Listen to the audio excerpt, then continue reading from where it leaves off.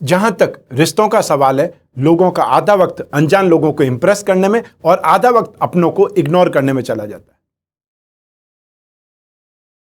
यदि आपने सुनना सीख लिया तो सहना सीख जाएंगे, और सहना सीख लिया तो रहना सीख जाएंगे। यह बात ध्यान रखिएगा। नमस्कार, मैं हूं कमल श्रीमाली। आप सभी का बहुत बहुत स्वागत करता हूं आपके अपने चैनल में और मासिक राशिफल दिसंबर 2020 के इस विशेष एपिसोड में। यह राशिफल आपकी राशि या नाम राशि पर आधारित है, अर्थात मून साइन पर आधारित है। आइए सबसे पहले जानते हैं दिसंबर 2020 में होने वाले ग्रहों के राशि परिवर्तन के बारे में। इस माह में 4 ग्रह राशि बदलेंगे। सबसे पहले 11 दिसंबर को शुक्र वृश्चिक राशि में प्रवेश करके शुभ ही रहेंगे। 15 दिसंबर को सूर्य धनु राशि में प्रवेश करके पराक्रम भाव में अति शुभ स्थिति में आ जाएंगे, और इसी दिन से खर मास भी आरंभ हो जाएगा। सारे शुभ कार्यों पर रोक लग जाएगी और पंचांगों में मकर संक्रांति तक कोई शुभ मुहूर्त नहीं होंगे।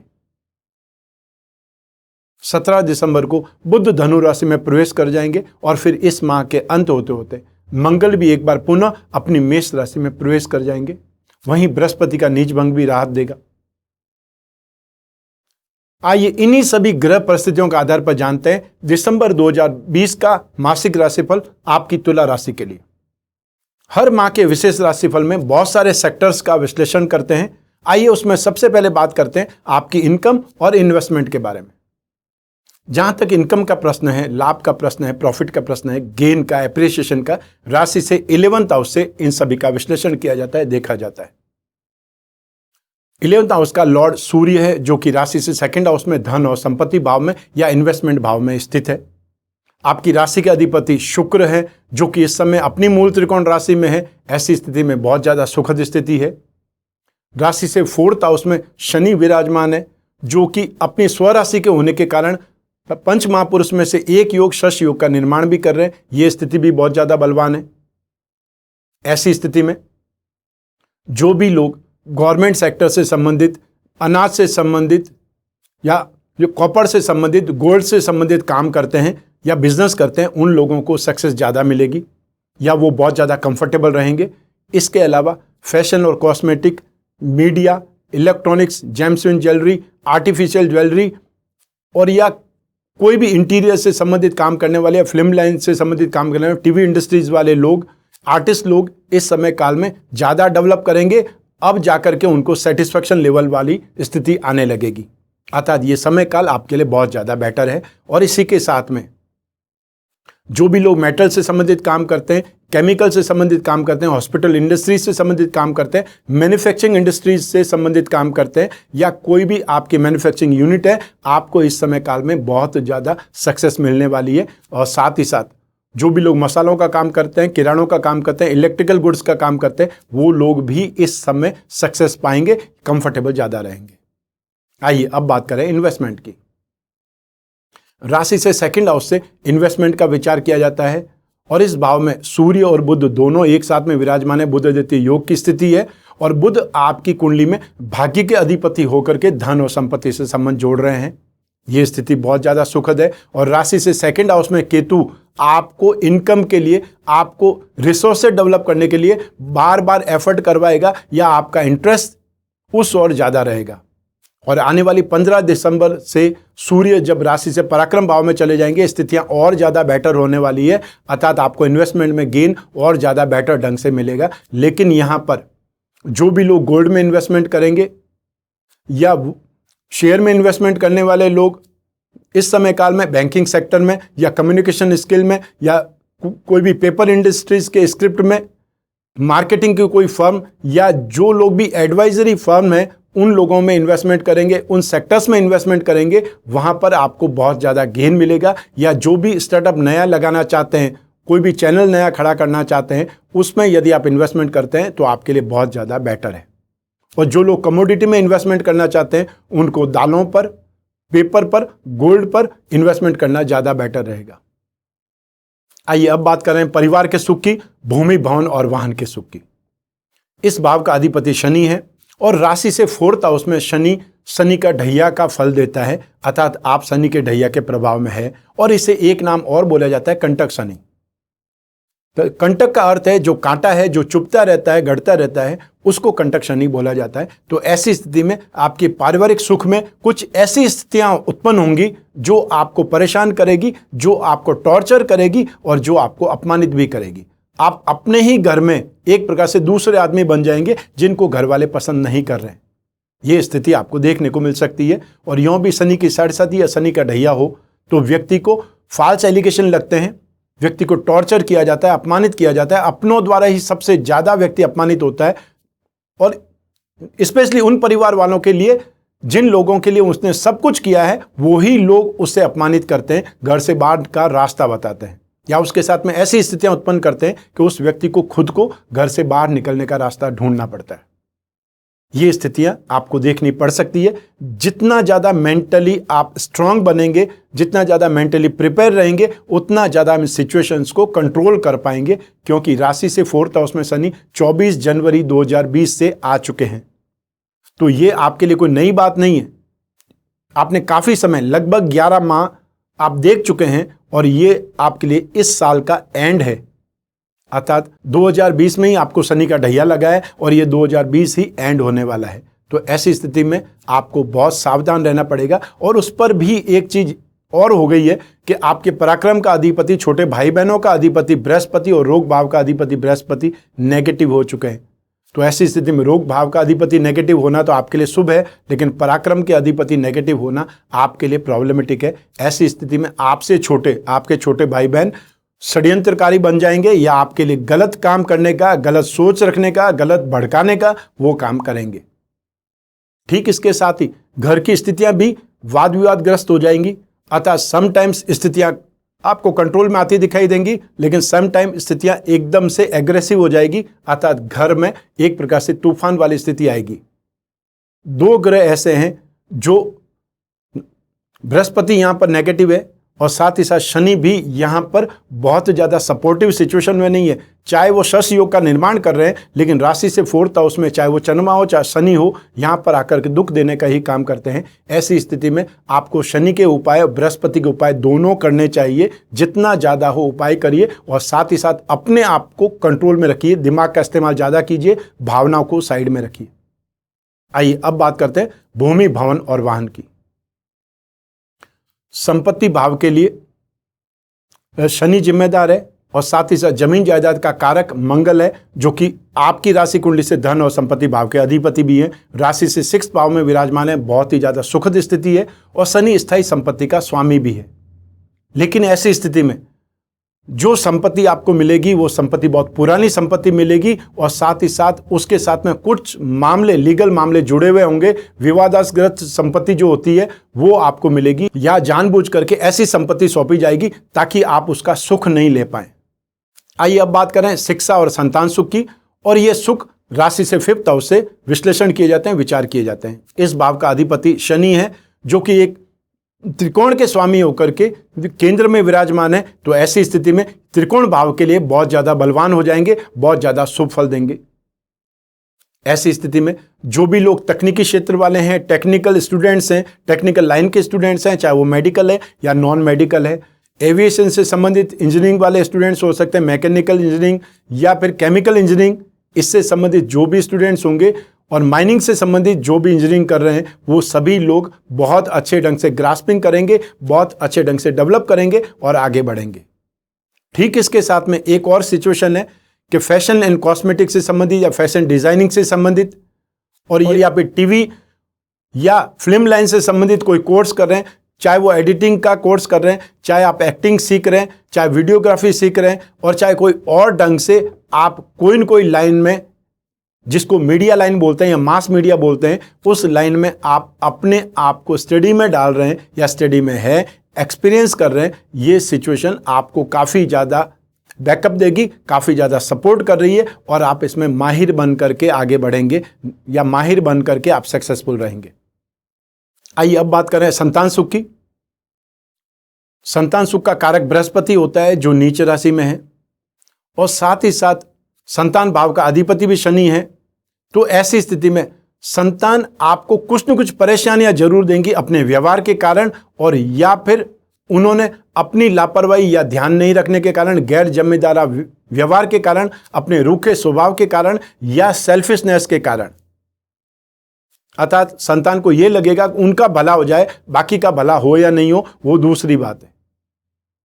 तो यहां पर आपको थोड़ा सा व्यवहार भी संभालना पड़ेगा, समझाना भी पड़ेगा और बहुत अच्छे ढंग से टैकल भी करना पड़ेगा, अन्यथा वो जो भी प्रॉब्लम क्रिएट करेंगे उसका खमियाजा आपको भुगतना पड़ सकता है। चाहे वो एक्सीडेंट हो सकता है, दुर्घटना हो सकता है या कोई लड़ाई झगड़ा हो सकता है। इसका ध्यान रखिएगा, क्योंकि शनि उग्रता भी देता है, जिद भी देता है, जुनून भी देता है। ऐसी स्थिति में संतान उस क्षेत्र में कोई न कोई प्रॉब्लम में फंस भी सकती है या फिर दुर्घटनाग्रस्त भी हो सकती है। इसका आपको ध्यान रखना पड़ेगा, सावधानी रखनी पड़ेगी। इसका अर्थ ये नहीं है कि सभी लोग तुला राशि के जो उनकी संतान के साथ में प्रॉब्लम होगी।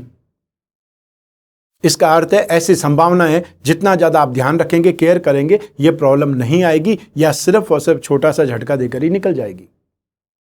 सावधान रहें, सतर्क रहें, ये सबसे बड़ा मंत्र है, उसी से आप जीवन को अच्छा कर सकते हैं। आइए अब बात करें आपके स्वास्थ्य की और साथ ही साथ शत्रुओं की। और ये सब राशि से 6th हाउस से विचार किया जाता है, रोग भाव से विचार किया जाता है। इस भाव का अधिपति बृहस्पति है जो नेगेटिव है। तो ऐसी स्थिति में नेगेटिव भाव का स्वामी नेगेटिव होने का अर्थ ही यहां पर पॉजिटिव होगा। और साथ ही साथ इस भाव में मंगल विराजमान है, जो राशि से 6th हाउस में मंगल बहुत ज्यादा शुभ फल देते हैं।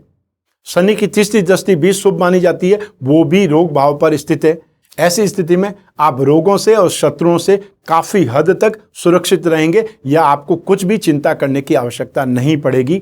जो तुला राशि के लोग हैं उनके लिए बात बोल रहा हूं, उनके सेल्फ के लिए बात बोल रहा हूं, या अर्थात खुद के लिए, खुद के स्वास्थ्य और खुद के शत्रुओं से संबंधित आपको कोई परेशानियां नहीं आएंगी, क्योंकि स्थितियां आपके लिए काफी ज्यादा बेटर है।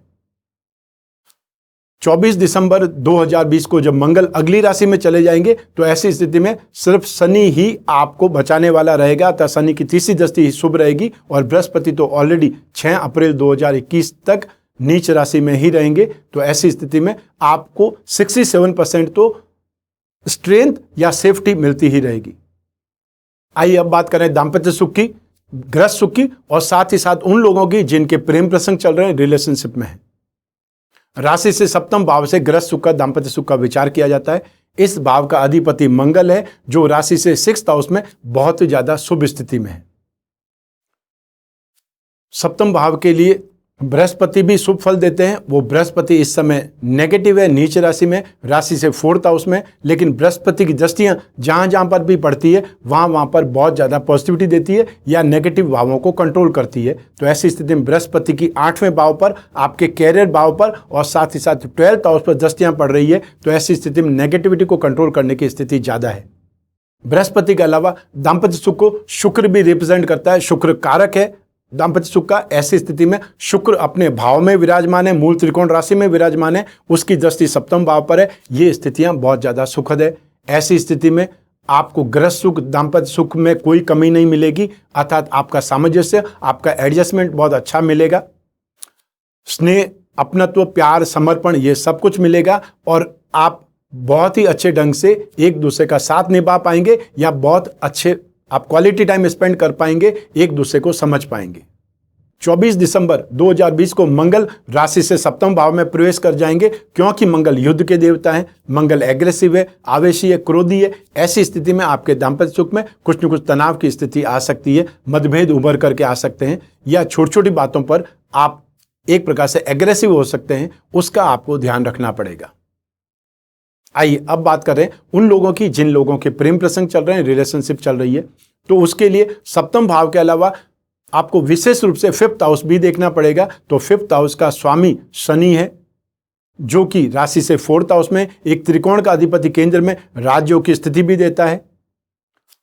और सबसे बड़ी चीज कि शनि को सेल्फिश बोला जाता है, स्वार्थी ग्रह भी बोला जाता है, विच्छेदात्मक ग्रह भी बोला जाता है। इसका ध्यान रखते हुए आप सोचिएगा। और राशि से 7th भाव का अधिपति मंगल शुभ है और शुक्र जो कि प्रेम प्रसंगों का कारक है, वो स्थिति बहुत शुभ है। ऐसी स्थिति में आपके लिए प्रेम प्रसंगों की स्थिति बहुत ज़्यादा स्मूथ रहेगी, बहुत अच्छे ढंग से आप एक दूसरे को समझ पाएंगे या एक दूसरे को समय दे पाएंगे, आगे बढ़ पाएंगे, जीवन के बारे में सीरियसली सोच पाएंगे। और जो सिंगल है उन लोगों का हाथ थामने के लिए या उन लोगों की बात सुनने के लिए या इमोशन शेयर करने के लिए कोई न कोई साथी तो मिलने ही वाला है। तो इसलिए आप अपने अकेलेपन को लेकर के ज़्यादा दुखी मत होइए, बहुत ही जल्दी आपको भी कोई न कोई साथी मिलने वाला है। आइए अब बात करें आपके कैरियर की, आपके प्रोफेशन की, जॉब की और या फिर आपके रोजगार की। इन सभी के लिए राशि से 10th भाव जिम्मेदार है, 10th हाउस जिम्मेदार है और 10th हाउस को कर्म भाव भी बोला जाता है, अर्थात जो हम कर्म करते हैं उसके लिए 10th भाव जिम्मेदार होता है।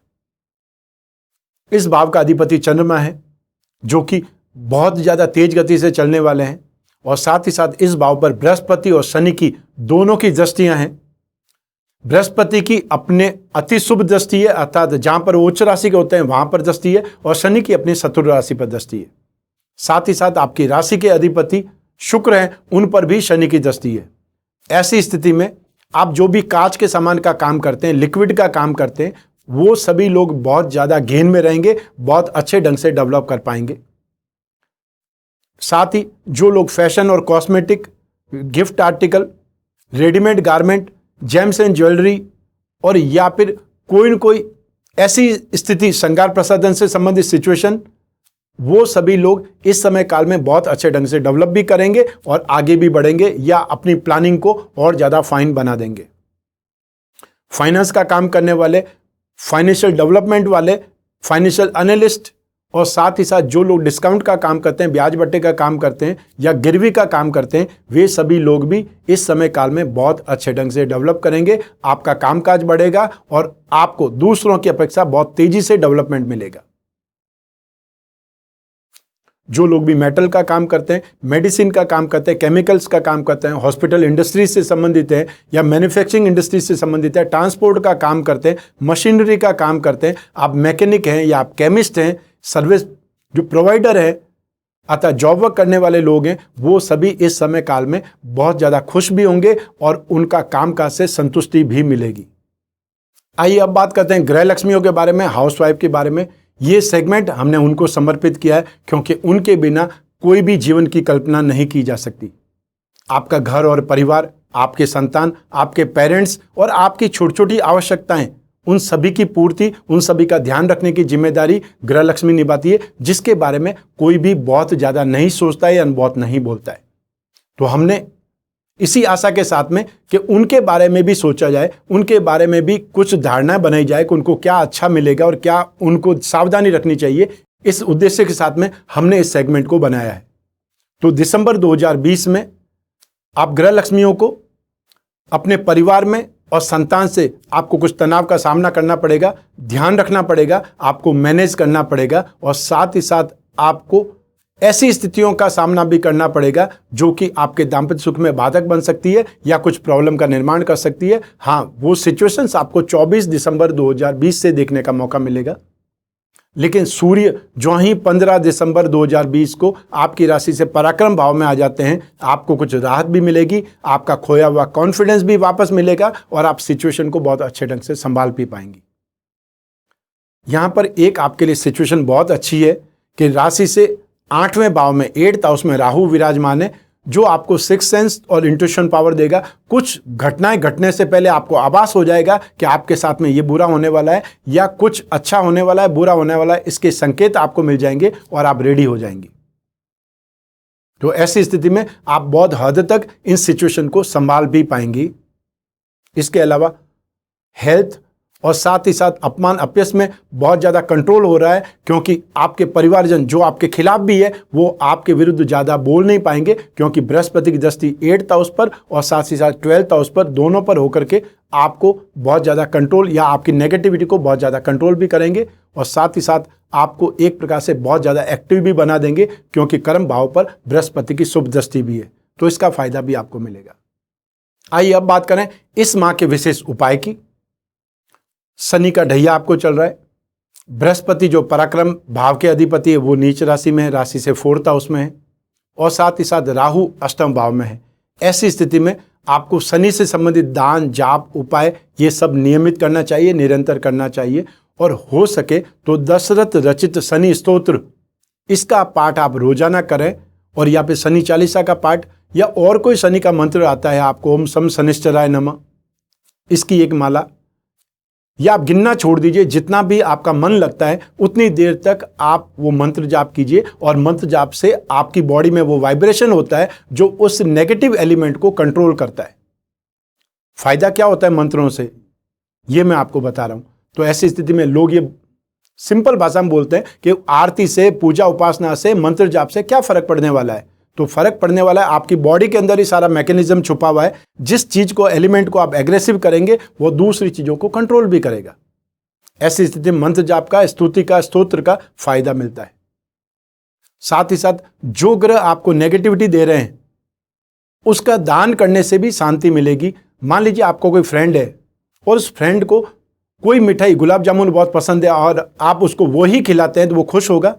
ठीक यही स्थिति है कि जो ग्रह आपको नेगेटिविटी दे रहा है, प्रतिकूलता दे रहा है, आपको परेशान कर रहा है, आप उसको वही चीजों का दान दीजिए। शनि का दान दीजिए हर शनिवार को, ऐसी स्थिति में राहत मिलेगी। इसके अलावा बृहस्पति से संबंधित, क्योंकि बृहस्पति 6 अप्रैल 2021 तक मकर राशि में रहेंगे, नीच राशि में रहेंगे, वहां तक आपको बृहस्पति के भी उपाय करने पड़ेंगे। हर गुरुवार को अत बृहस्पतिवार को, थर्सडे को पीली वस्तुओं का दान भी करना पड़ेगा। और विष्णु से संबंधित जो भी पूजा उपासना कर सकते हैं, या एक छोटा सा मंत्र है, ओम नमो भगवते वासुदेवाय। 12 ही राशि के लिए ये मंत्र है और 12 ही अक्षर का ये मंत्र है, ये आप कर सकते हैं जाप। एक विशेष स्थिति यहाँ पर है कि राहु राशि से 8th हाउस में है। राहु जिसकी कुंडली में भी नेगेटिव होगा, तो ये गोचर में आया हुआ राहु, राशि से अष्टम भाव में आया हुआ राहु आपको कंफ्यूज करेगा, अनस्टेबल बनाएगा, वेवरिंग थॉट देगा। थॉट प्रोसेस में आप उलझ जाएंगे और कोई भी चीज का निर्णय आपसे नहीं हो पाएगा। यदि ये स्थिति आपको लगती है तो फिर आप हर शनिवार को एक नारियल लेना, जटा वाला नारियल लेना है, जो आप कोई भी पूजा होती है कलश पे रखते हैं, उस नारियल को अपने ऊपर ही क्लॉकवाइज घुमाना है। ठीक, घड़ी ऐसे घूमती है राइट से लेफ्ट की तरफ, ठीक वैसे ही क्लॉकवाइज आपको नारियल को 11 बार घुमाना है। खुद भी घुमा सकते हैं या घर का परिवारजन भी कोई भी घुमा सकता है। उस नारियल को सुबह राहु काल में 9 से 10:30 के बीच में जल में विसर्जित करना है या पानी में डालना है। चाहे वो आप बाल्टी भर करके उसमें डाल दीजिए, और जब वापस याद आता है 3-4 घंटे बाद में, उस नारियल को निकाल के कचरे में फेंक दीजिए, पानी को फ्लश में बहा दीजिए। और या फिर नारियल को आपने समुद्र में, झील में, तालाब में, कुएं में कहीं विसर्जित कर दिया है तो वापस लाने की जरूरत नहीं है। समय का ध्यान रखना है, 9 बजे से 10:30 के बीच में राहु काल में, राहु का ही दान है और राहु का शनि का समान ही फल होता है, इसलिए शनिवार को दान करना है, क्योंकि राहु और केतु का कोई वार नहीं है। सिर्फ ये छोटा सा उपाय आप करेंगे तो आपको कंफ्यूजन में, इल्यूजन में जो अस्थिरता है उसमें फायदा मिलेगा, राहत मिलेगी। ये तो हुआ दिसंबर का मासिक राशिफल आप तुला राशि के लिए। आइए अब बात करते हैं कुंडली विश्लेषण की। वैदिक ज्योतिष के अनुसार राजयोग का मतलब कोई राजा बनने से नहीं है, बल्कि यश, सफलता और समृद्धि के योग से है। अगर कुंडली में राजयोग मजबूत है, राजयोग ज्यादा है, तो उससे कम प्रयासों में ही अच्छा जीवन मिल जाएगा। लेकिन अगर शुभ योग कम है या दुर्योग ज्यादा है तो उससे जीवन में सभी सुख प्राप्त करने के लिए बहुत मेहनत करनी पड़ेगी। अगर राजयोग निश्चित आयु में या सही आयु में आरंभ हो जाता है तो उस व्यक्ति को सभी सुख मिलते हैं, और इसीलिए कहा जाता है कि यह आपके लिए लाइफ का गोल्डन टाइम पीरियड है या बहुत अच्छा शुभ समय है। राजयोग की आयु का निर्धारण आपकी कुंडली के ग्रहों द्वारा किया जाएगा। राजयोग तो आपकी कुंडली में जीवन भर रहेंगे, लेकिन जब उन राजयोगों की दशा आ जाएगी तब वो आपके जीवन का सबसे अच्छा समय काल होगा। और राजयोगों की वजह से, शुभ योगों की वजह से, महायोगों की वजह से खुशियां, समृद्धि और सफलता आसानी से मिलती है। अगर कुंडली में कोई योग मजबूत स्थिति में तो उस व्यक्ति को राजयोग का लाभ जरूर मिलता है। अब एक और विशेष जानकारी मैं आपको देना चाहता हूं आपके बचाव के लिए। पिछले माह से कुछ विचित्र सी कंप्लेंट आ रही है। आप लोग अपनी बर्थ डिटेल के साथ में कोई मोबाइल नंबर नहीं लिखें और ना ही किसी अन्य मोबाइल नंबर पर संपर्क करें। हमारे लैंडलाइन नंबर और एक ही व्हाट्सएप नंबर स्क्रीन पर दिखलाया जाता है, वो ही ऑथराइज नंबर है। इसके अलावा कोई भी मोबाइल नंबर नहीं दिया जाता है। उन्हीं नंबर पर संपर्क करें या मैसेज करें, क्योंकि कुछ सस्ते बाबा टाइप के लोग हमारे चैनल के कमेंट बॉक्स में आकर के अपनी स्टोरी लिख देते हैं, अपने नंबर छोड़ देते हैं और संपर्क करने के लिए बोलते हैं, या जो लोग अपने नंबर कमेंट बॉक्स में लिख देते हैं मोबाइल नंबर, उनसे वो कांटेक्ट करते हैं। ऐसी स्थिति में आपके साथ में हुए किसी भी फ्रॉड या धोखाधड़ी के लिए मैं जिम्मेदार नहीं रहूंगा। इसीलिए आप एपिसोड के डिस्क्रिप्शन में जाकर के लैंडलाइन नंबर एक बार क्रॉस चेक कर सकते हैं। सावधान रहें, सतर्क रहें, यह आपकी जिम्मेदारी है। अब इस एपिसोड को यहीं समाप्त करने की आज्ञा दीजिए। अगले मासिक राशिफल में फिर मिलने के वादे के साथ में। स्वस्थ रहें, प्रसन्न रहें। आप अपना और अपने परिवार का, छोटे छोटे बच्चों का और घर के बुजुर्गों का बहुत बहुत ख्याल रखें। आप सभी को मेरा नमस्कार, बहुत बहुत शुभकामनाएं। ईश्वर आपकी रक्षा करे। धन्यवाद।